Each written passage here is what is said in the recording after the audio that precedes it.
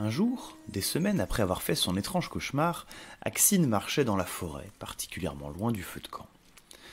Elle avait travaillé dur ce jour-là, brûlant une quantité impressionnante de bois mort qui obstruait le terrier d'une petite famille de rongeurs. Ceux-ci l'avaient remerciée d'un sifflement suraigu, et elle avait eu le sentiment de faire quelque chose de juste. Elle cherchait un arbre mourant pour se nourrir. Elle ne l'avait pas fait depuis 3 ou 4 jours et commençait à se sentir très faible. Ses perceptions étaient émoussées.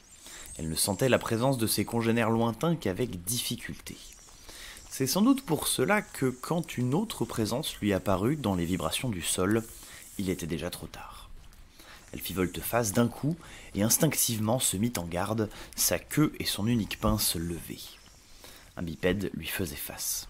Un bipède fin et élancé, avec de grands yeux sombres et de très longs poils lisses sur la tête. Les sens tendus pour se défendre, elle siffla et cracha.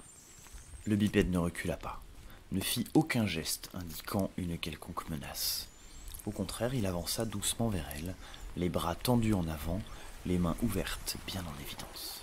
Arrivé suffisamment près, il s'accroupit pour regarder Axine dans les yeux. Ceux du bipède étaient beaux, doux et calmes.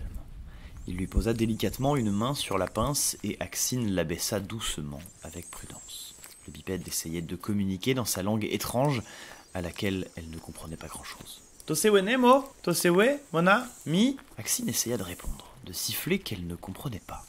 Les yeux l'avaient happée dans un abyssal sentiment de déjà-vu. Une tristesse infinie semblait s'être emparée d'elle, la figeant littéralement sur place. Le bipède répéta son étrange séquence avec de subtiles variantes de ton. Puis, avec d'infinies précautions, il prit quelque chose à sa ceinture. Une longue tige métallique, plutôt 2 tiges entrelacées qui, ensemble, formaient une étrange réinterprétation du membre qu'Axine avait au bout de son bras droit. Ils se touchèrent précautionneusement, la pince de métal et la pince de chitine. Étrangement, Axine comprit soudain un peu mieux le message. Le bipède cherchait un congénère perdu. Ses intentions n'étaient pas agressives. Elle aurait aimé l'aider. Après tout, les bipèdes étaient plus dangereux que les rongeurs, mais avaient-ils pour autant moins besoin d'aide ? Axine tenta d'envoyer un message par le biais de la pince, se concentrant sur une idée simple. « Suis-moi ». Le bipède parut comprendre. Il se releva sans geste brusque et lui emboîta le pas. Sa rencontre avec le bipède avait interrompu la recherche de nourriture d'Axine. Ses sens étaient alourdis, émoussés. Elle eut beau se focaliser sur l'idée simple de rentrer à la maison, elle dut plusieurs fois ajuster sa trajectoire, qui, si elle n'y pensait pas, l'emmenait ailleurs, bien loin de sa destination, là où elle percevait de manière extrêmement ténue la présence des autres bipèdes. Ils arrivèrent bon gré mal gré jusqu'au feu de camp central, qui brûlait haut et fort ce soir-là. Quand Axine arriva, suivi du bipède au poil sombre, la plupart de ses congénères se tendirent d'instinct, pinces en garde et sifflements menaçants. Le visiteur n'eut pas un frisson. Axine en fut impressionné. À la place, il saisit doucement à sa ceinture un objet de taille moyenne dont il dévissa une extrémité avec précaution pour laisser sortir une grosse bulle de liquide qui resta en suspension au-dessus de sa main. Voilà pourquoi il n'avait pas peur. Quiconque a l'eau pour allié ne peut craindre les scorpirons. Une vague de crispation se répandit dans l'assemblée, mais Axine ne sentait pas d'agressivité chez le bipède. Il avait juste décidé de signifier à tous que l'attaquer serait une très mauvaise idée. Elle tenta de rassurer les autres, en sifflant et en crachant que le bipède ne leur voulait pas de mal, qu'il avait simplement perdu quelque chose ou quelqu'un. Les scorpiros, bien que sensibles à la perte et toujours volontaires pour aider d'autres formes de vie, ne se détendirent pas. La crainte ancestrale inspirée par les bipèdes était tenace. Axine le mena jusqu'à Théna, afin qu'ils puissent s'entretenir. La matriarche était douée du double langage. Elle pouvait parler aux bipèdes aussi bien qu'aux scorpiros. Et plus étonnant, quand elle commença à discuter avec lui, le langage du bipède parut tout à coup bien plus audible à Axine. En fait de mots, elle comprenait plus distinctement ses émotions. Il avait perdu quelque chose, il le cherchait, il était triste, et autre chose, quelque chose de sourd, de glacial, quelque chose qu'Axine n'avait pas perçu immédiatement. Il était courroucé. Face à Théna, il ne demanda pas d'aide comme il l'avait fait avec Axine. Il l'exigea. La doyenne ne se démonta pas. Elle lui parla et lui siffla que ce qu'il cherchait était venu de son plein gré et ne repartirait que de son plein gré. Le bipède insista. Il tourna la tête, regarda à droite, à gauche, partout. Il parla plus fort. Un mot unique qu'Axine entendit clairement. « Nemo ! Nemo !» Elle ne connaissait pas ce mot, mais l'entendre la mettait mal à l'aise, comme s'il désignait une sorte de vieille malédiction. Voyant qu'il n'obtiendrait rien de Téna, le bipède leva le bras. Tous les scorpiros se crispèrent à l'unisson, prêts à passer à l'attaque. La bulle d'eau s'éleva, s'étendit jusqu'à se dissiper dans l'air. À la place, une bruine commença à retomber partout dans le camp central. Une bruine fine et fraîche qui fit à peine frissonner le grand feu. Quand il eut fini de pleuvoir, le bipède s'inclina respectueusement face à Téna et tourna les talons. Il disparut dans l'obscurité sans un regard pour Axine. Celle-ci n'était pas sûre d'avoir tout compris. La plupart des scorpiros restèrent un peu abasourdis. Et pour cause, l'humidité qui s'était déposée au sol semblait chuchoter doucement. Axine l'entendait dans sa tête. Un mot unique, en forme de question. Plein de douceur, plein d'espoir, mais aussi lourd qu'une menace. Nemo. Axine dormit mal cette nuit-là. Quelque chose dans la visite du bipède l'avait perturbé. L'eau qu'il avait dispersée un peu partout portait son message monoverbal et insistant. Elle l'entendait dans un coin de sa tête, sans jamais parvenir à en faire abstraction. Elle fut tentée de boire du nectar fermenté pour l'oublier, mais après 2 généreuses gorgées, elle eut l'impression que l'écho dans sa tête n'en avait été que renforcé et n'insista pas. Elle fit un rêve étrange cette nuit-là. Un bipède, toujours, mais pas celui qui était venu les visiter. Et une pince tranchée, et une épée, et la douleur, et la culpabilité, et la solitude. Axine se réveilla avec les larmes aux yeux, et partit brûler du bois mort aussi loin que possible du feu de camp central, aux extrêmes abords de la forêt, à flanc de montagne. Elle avait la nausée. Elle peina à boire une seule goutte d'eau, tant la boue et les larves la dégoûtaient. Elle se nourrit d'un arbre minuscule et rabougri, dans lequel il ne restait qu'une infime goutte de vie, et en fut plus écœurée que ragaillardie. Elle avait espéré échapper à l'eau parlante que le bipède avait dispersée dans le camp, mais elle dut bientôt se rendre à l'évidence. La bruine ne s'était pas seulement fixée au sol. Elle avait dû se déposer aussi sur sa carapace, comme une sorte de fluide collant et huileux. Impossible de s'en débarrasser, et avec elle, la question la poursuivait partout. Nemo. Un autre bipède vint au feu de camp central le soir même. Un bipède très semblable au premier, mais avec les poils clairs et une odeur plus douce, moins musquée, une femelle.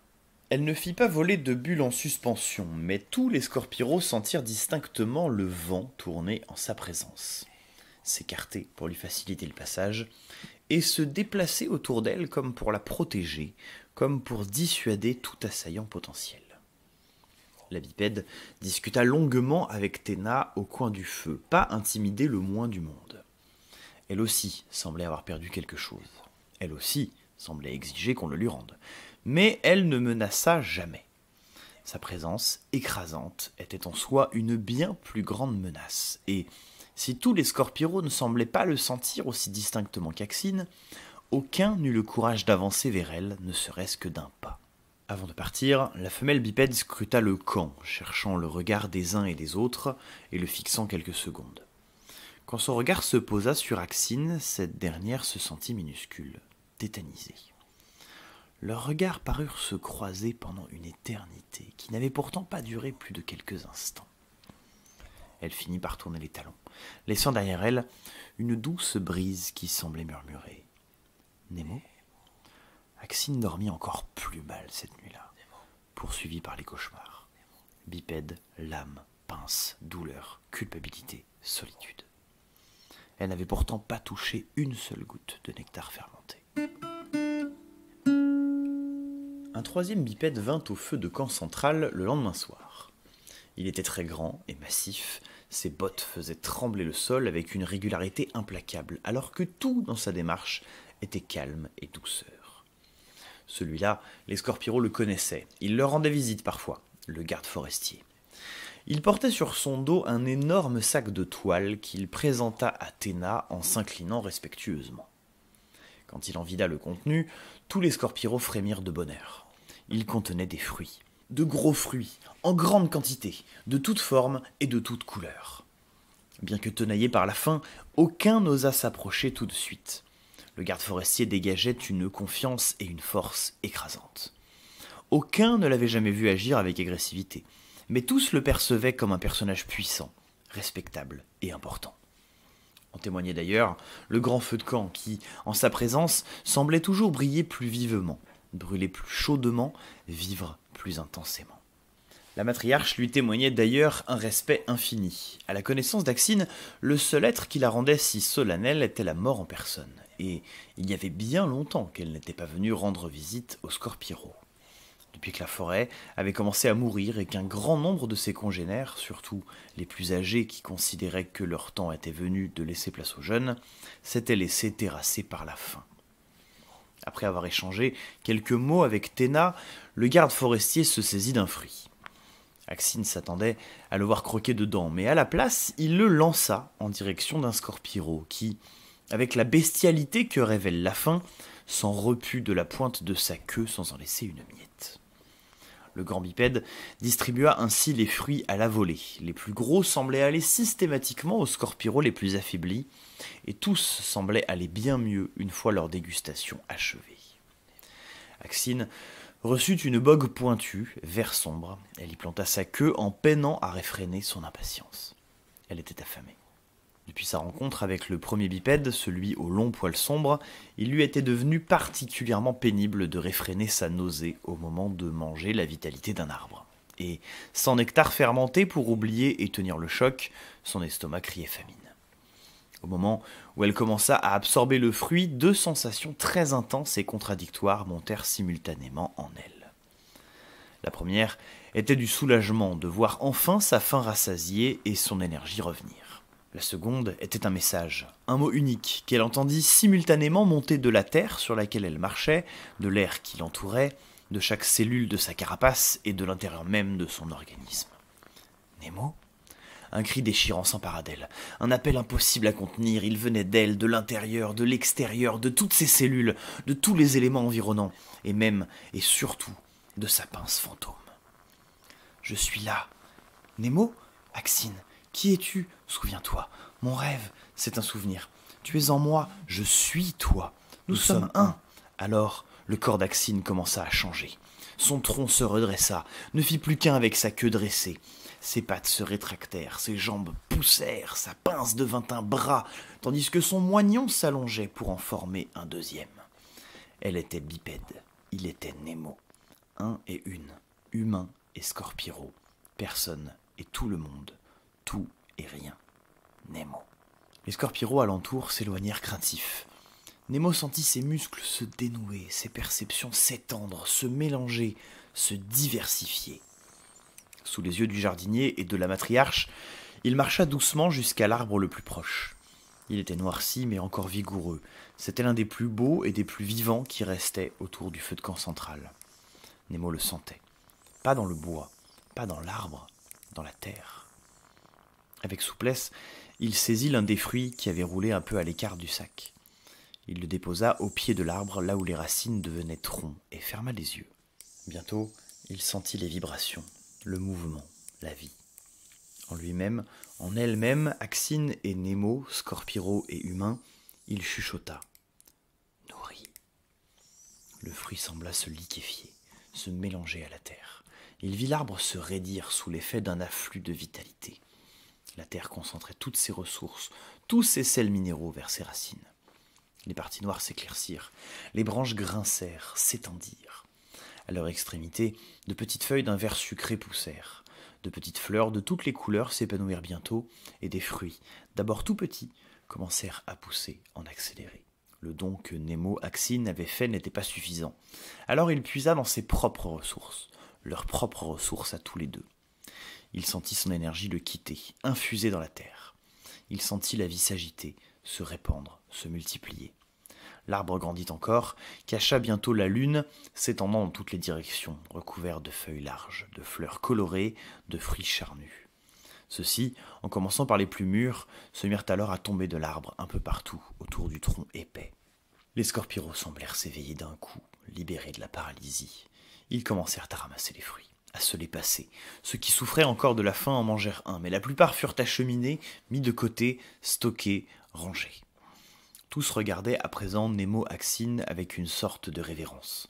Une émotion bien différente de l'inquiétude bienveillante qui n'avait cessé de l'accompagner ces derniers temps. Il s'approcha souplement de Théna, posa sa main sur la pince de la matriarche et lui dit en sifflement « Merci. »« Resteras-tu avec nous, parmi les tiens ?» lui demanda-t-elle émue. « Ma place n'est pas ici, je suis Nemo. Mais je suis aussi Axine en mon cœur, et mon cœur sera toujours ici avec vous. Je vais faire renaître la forêt. Vous n'aurez plus jamais à manger d'arbres mourants. Vous aurez des fruits en quantité. Vous mangerez à votre faim. Vous vivrez heureux et en sécurité. Je t'en fais la promesse. Je suis Nemo, je suis Axine, et je te remercie de m'avoir permis d'entendre la voix de la terre. » Le jardinier était resté poliment en retrait. Nemo se tourna alors vers lui, et, avant de prononcer le moindre mot, il le serra dans ses bras de toutes ses forces. « Tu m'as manqué, fiston, » chuchota le vieil homme avec émotion. « Vous m'avez manqué aussi, Abra. Il est temps à présent. Nous avons une tâche à terminer. » Ils repartirent ensemble. Le jardinier, Nemo, et en lui, sereine et somnolente, Axine. Ils quittèrent le halo du feu pour s'enfoncer dans l'obscurité de la forêt, sans hésiter, sans se retourner.